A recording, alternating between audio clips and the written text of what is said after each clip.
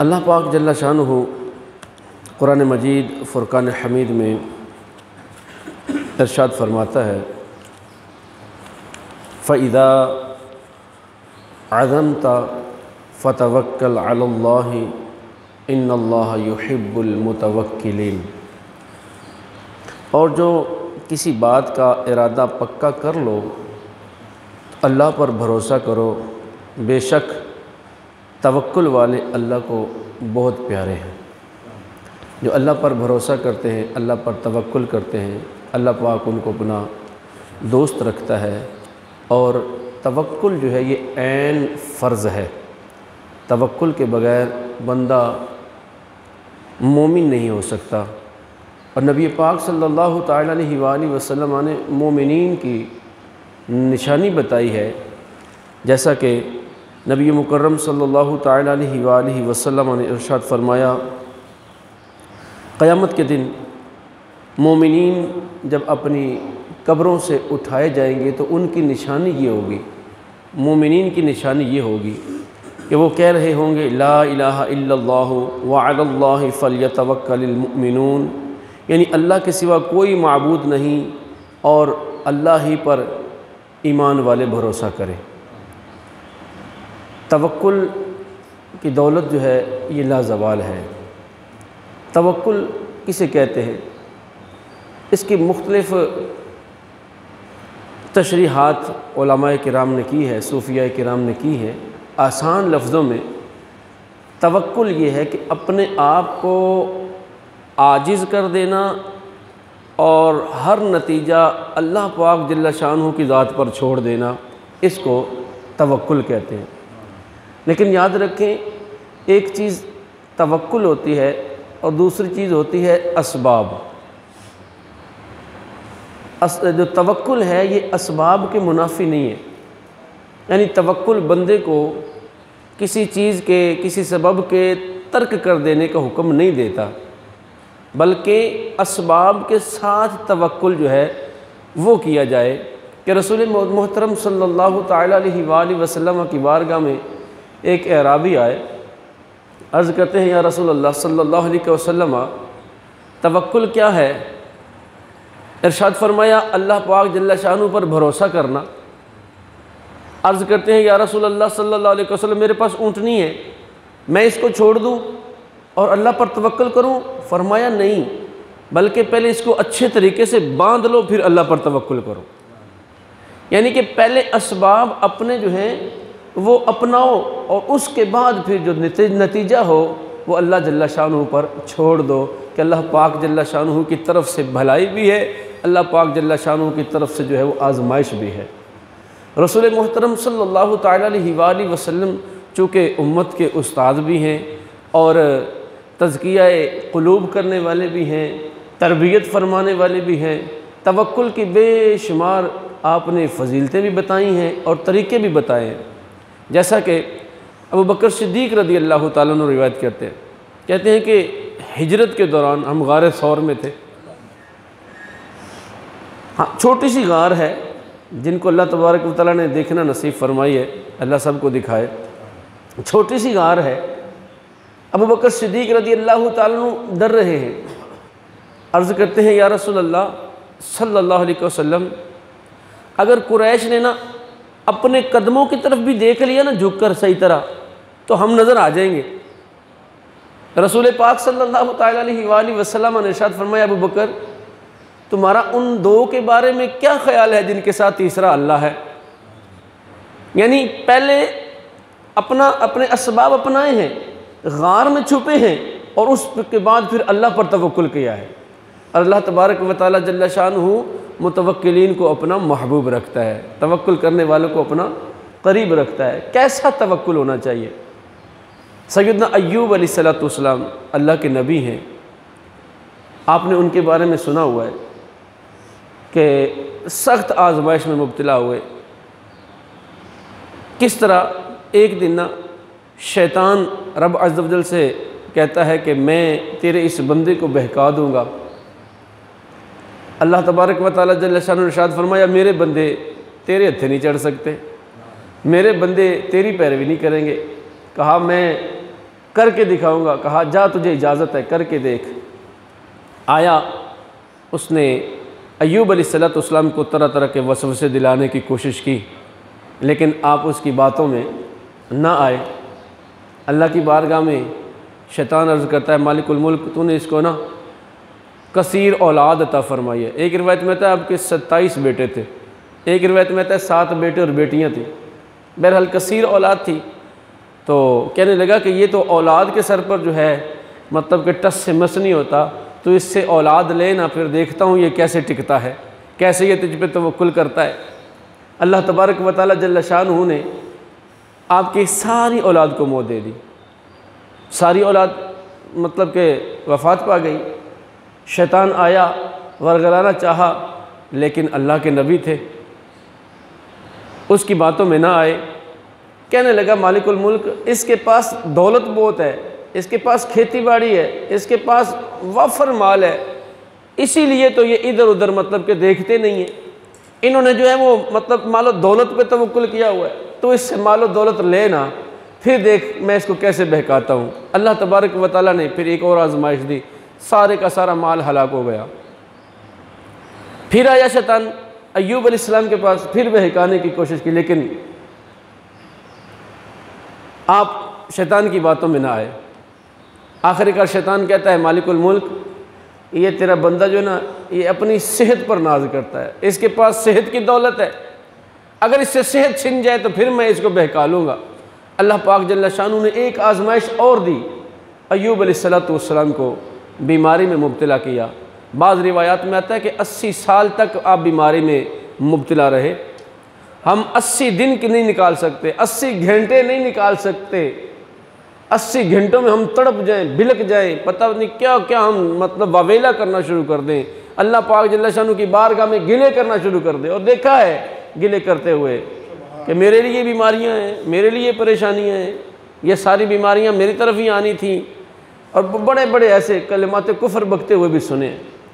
आपने आजमाइश में डाला और 80 साल, ये सिर्फ कहने के लिए आसान है, 80 साल तक बीमारी में मुब्तला रखा, लेकिन शैतान जो है आपको हिला ना सका, आपको वरगला ना सका।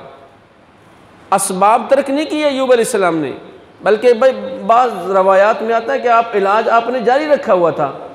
इसी असना में आपकी ज़ौजा से वो ख़ता भी सरजद हो गई कि शैतान हकीम की ज़रूरत में एक वो मतलब कि दम दरूद की वाले की शक्ल में आया, कहने लगा कि अपने सर के बाल काट के देना, मैं तुम्हें दम करके देता हूँ तो तेरा शौहर ठीक हो जाएगा। शौहर की मोहब्बत में जो है कर बैठी, आकर अय्यूब अलैहिस्सलाम को बताया तो आपने फरमाया ला हौला वला कुव्वता इल्ला बिल्लाह, वो तो शैतान था और तो उसके वरगलावे में आ गई। अल्लाह ने मुझे सह दी तो मैं तुझको 100 डंडे मारूँगा, मैं तुझे 100 डंडे मारूँगा, तुम्हें सज़ा दूँगा। बहरहाल अल्लाह तबारक व तआला जल्ल शानहू सेहत दी। अल्लाह की बारगाह में अर्ज़ करते हैं मालिकुल मुल्क, मैंने तो कसम उठाई थी तेरे नाम की कि मैं इसको 100 डंडे मारूँगा। अल्लाह ताला ने फरमाया कसम ना तोड़, बल्कि एक झाड़ू ले जिसमें 100 तीलियाँ हैं और इसको एक ही मार दे, और ताकि तुम्हारी कसम भी पूरी हो जाए और इसको ये बड़ी सज़ा से भी बच जाए। बात कर रहा था तवक्कुल की, तो सैयदना अय्यूब अलैहिस्सलाम के पास जब शैतान ना मुराद लौटा ना, अल्लाह की बारगाह में अर्ज़ करते हैं मालिकुल मुल्क, शिफा देने वाला तो तू ही है। खालिक़े कायनात ने इरशाद फरमाया, ए मेरे बंदे, तूने मेरी रिज़ा पर मुझ पर तवक्कुल करते हुए हर चीज़ को कुर्बान कर दिया। सेहत तो तेरे कदमों की ठोकर पे है, अपने एड़ी को अपने इस ज़मीन पर मार, अपने एड़ी ज़मीन पर मारी तो अंदर से चश्मा निकला। अल्लाह करीम जल्ल शान ने इरशाद फरमाया, इससे नहा ले, मैं तेरी सारी बीमारियाँ दूर कर दूँगा। उससे नहाए सारी बीमारियां दूर हो गई। अल्लाह तबारक व तआला ने फिर सेहत अता फरमाई, फिर वही माल अता फरमाया, फिर वही औलाद अता फरमा दी। पता चला कि जो अल्लाह पर तवक्कुल करता है अल्लाह पाक जल्ल शानहू उसको नामुराद नहीं लौटाता। सैयद उमर फारूक आज़म रज़ियल्लाहु ताला अन्हु रिवायत करते हैं, मुस्तफ़ा जान रहमत सल्लल्लाहु ताला अलैहि वसल्लम ने इरशाद फरमाया, अगर तुम अल्लाह ताला पर इस तरह तवक्कुल करो कि जिस तरह तवक्कुल करने का हक़ है, तो अल्लाह तबारक व तआला तुझे भी वैसे ही रिज़्क़ दे जिस तरह परिंदों को देता है। कि सुबह परिंदे उठते हैं, खाली पेट होते हैं, उनके पेट में दाना भी नहीं होता, उड़ जाते हैं, अल्लाह उनको रिज़्क़ देता है, शाम को जब आते हैं तो सैर होकर वापस लौटते हैं। अल्लाह के नाम पर तवक्कुल के नाम पर असबाब को तर्क कर देना ये मोमिन की शान नहीं। इमाम अहमद बिन हम्बल रहमतुल्लाहि ताला से किसी ने पूछ लिया कि हुजूर, बाज़ लोग देखे हैं कोई मस्जिद में बैठा है, कोई खानकाह में बैठा है, कोई जनाब वो मतलब कि चादर बड़ी सी लपेट के जो है कहता है बस मेरा तो अल्लाह पे तवक्कुल है, ना मैं कोई काम करूँगा ना काज करूँगा। फरमाया इनके बारे में क्या हुक्म है? फरमाया ये तो जाहिल लोग हैं, ये तो जाहिलों का तरीका है जो असबाब को तर्क कर देते हैं। रसूल मुहतशम सल्लल्लाहु तआला अलैहि वसल्लम ने अपने हाथ से भी कमाई की है और असहाब को भी जो है इसकी तरगीब दिलाई है। तवक्कुल ये नहीं है कि सब कुछ छोड़कर सिर्फ अल्लाह को आजमाना शुरू कर दो। वो एक बुज़ुर्ग रहमतुल्लाहि ताला थे ना, शैतान उसके पास आ गया, कहने लगा तुम्हें अल्लाह पर कितना तवक्कुल है? कहा अल्लाह का शुक्र है, मेरा ईमान ही तवक्कुल है, अल्लाह पर मुझे बड़ा यकीन है। फरमाया फिर ऐसा कहने लगा शैतान, ऐसा कर कि अपने आप को पहाड़ से गिरा ना, पता चले कि तुम्हें अल्लाह बचाता है कि नहीं बचाता। आपने फरमाया ला हौला वला कुव्वता इल्ला बिल्लाह, मैं तो बंदा हूँ, वो मेरा मालिक है। भला कोई ग़ुलाम भी अपने आका को आज़माता है, भला बंदा भी अपने खुदा को आज़माता है, मैं कौन होता हूँ अपने खुदा को आज़माने वाला? हमने आजमाइश पे छोड़ रखा है, मेरा रब देगा, मेरा रब देगा, बैठा बैठा है और बैठे बैठे कह रहा रब देगा। ऐसा नहीं है। एक बुज़ुर्ग रहमतुल्लाह अलैह के बारे में आता है, आप ना कहीं जंगल में जा रहे थे, क्या देखते हैं कि एक जानवर है, ना उसके पाँव हैं ना मतलब उसकी आंखें हैं, और वो बिल्कुल समझ लो कि गोश्त का लोथड़ा है और बहुत तरोताज़ा, बिल्कुल मतलब कि मोटा ताज़ा बैठा। वहाँ बैठ के सोचने लगे मालिकुल मुल्क ये न चल सकता है न ये देख सकता है, और ये इतना फरबा है, इतना मोटा है, इसको रिज़्क़ कहाँ से आता है? बैठे सोच रहे हैं कि इसी असना में क्या देखते हैं कि ज़मीन शक हुई। ज़मीन के अंदर से 2 प्याले नमूदार हुए जिसमें मतलब शहद और दूध वगैरह था। वो देख रहे हैं, हैरान हो रहे हैं। इतने में क्या देखते हैं कि पहाड़ के ऊपर से ना एक नूरानी शक्ल वाला बंदा उतर रहा है।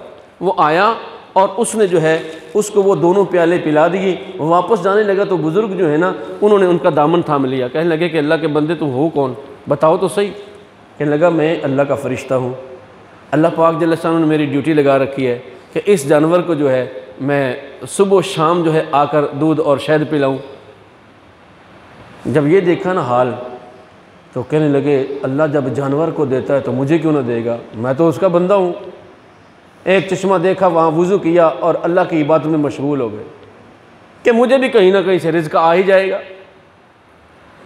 7 दिन गुजर गए, रिज़्क़ कहीं से नहीं आया।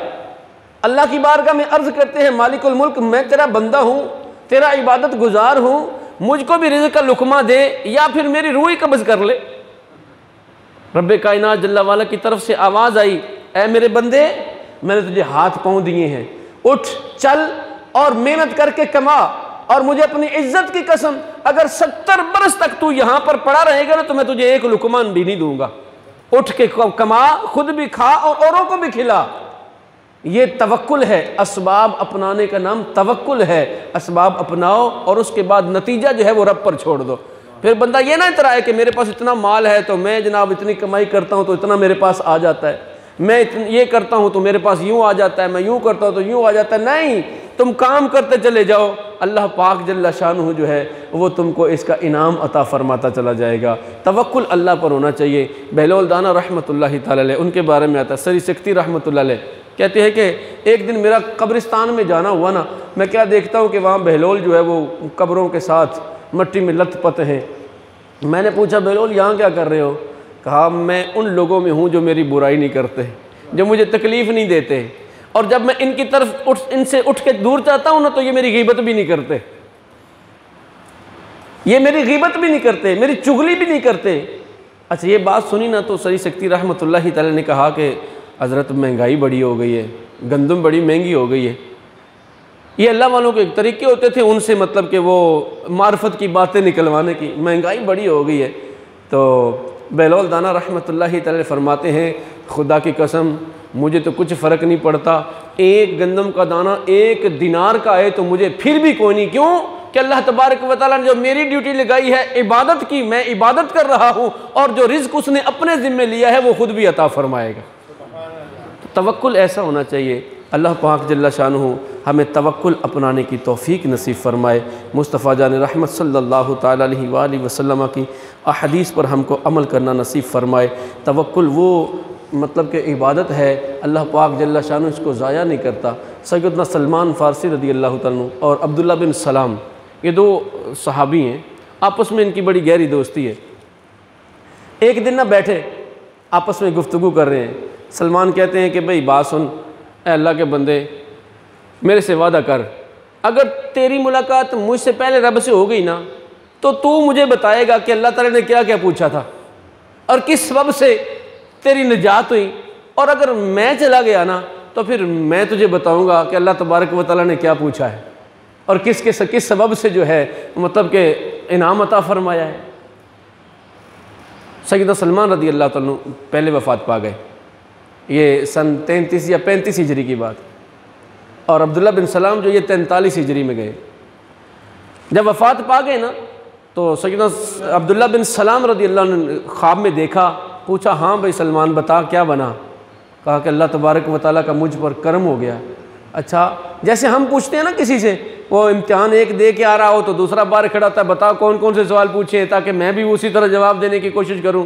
कहा कि मैंने अपने रब अज़्ज़ व जल को बड़ा करीम पाया। कहा किस सबब से पाया। कहा कि मैंने रब अज़्ज़ व जल पर तवक्कुल किया है, अल्लाह तबारक व तआला ने तवक्कुल की बरकत से मेरी बख्शिश कर दी है, मुझको इनाम अता फरमा दिया, मुझको जन्नत अता फरमा दी है। तो इसलिए तवक्कुल अपनाएं। रब अज़्ज़ व जल हर एक को रिज़्क़ देता है, वो किसी को भूखा सोने नहीं देता।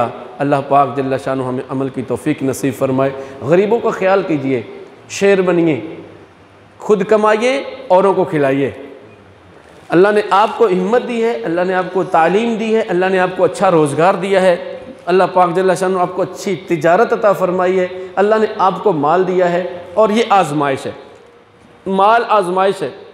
अब आजमाइश पे पूरा कौन उतरेगा?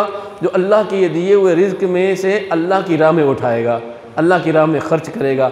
गरीबों का ख्याल कीजिए। रमज़ान जुदा होने वाला है, चंद घड़ियाँ समझने रह गई। यकीन माने ये चंद दिन जो हैं ये चंद घड़ियों की मिसल हैं।